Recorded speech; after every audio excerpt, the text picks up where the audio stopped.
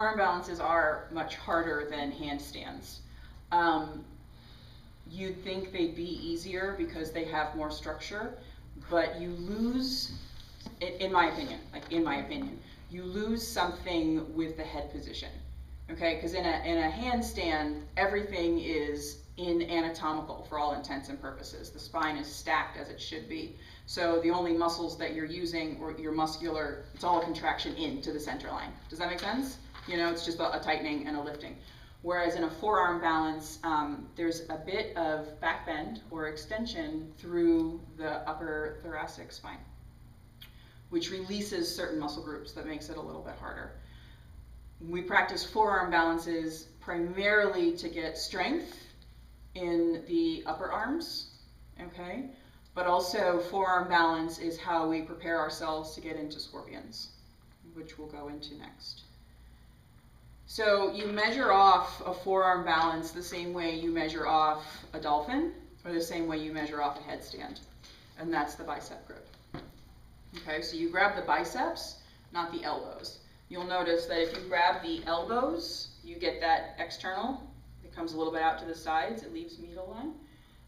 And if you grab biceps, you get the right angle. See? Okay. So again, I'm going to use the wall, because this is how I'm training. Bicep grip, drops down, release, palms down. Now I tend to go more for kitty cat pose, so my wrists are slightly in from my elbows, and that gives it more of a tripod.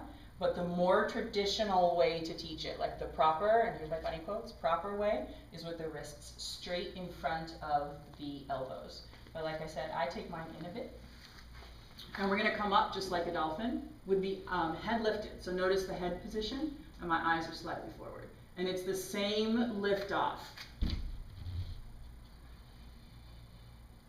Let's try that again. That wasn't a pretty one, was it? So notice this happens.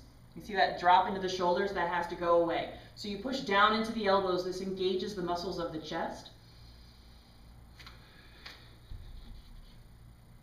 And again, hold on. Sorry, you should try and land a little softer than that.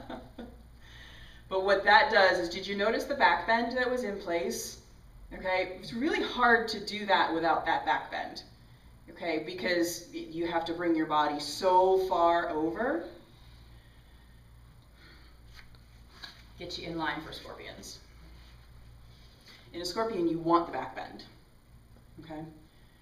You want to have almost a bow position in the air on the elbows.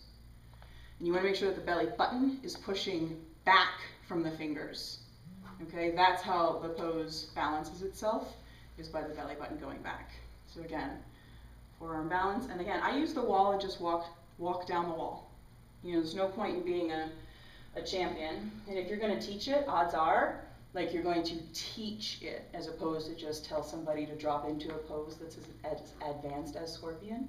Okay, you're going to teach it. So you need to take the time, bring them to the wall, get them a strap if they need a strap, stand over them, like, take care of them in this kind of pose.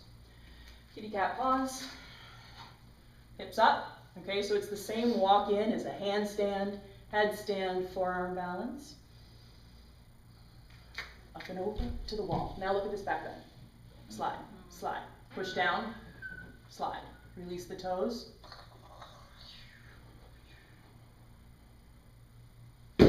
Ooh, that hurt. Okay, you can stop it.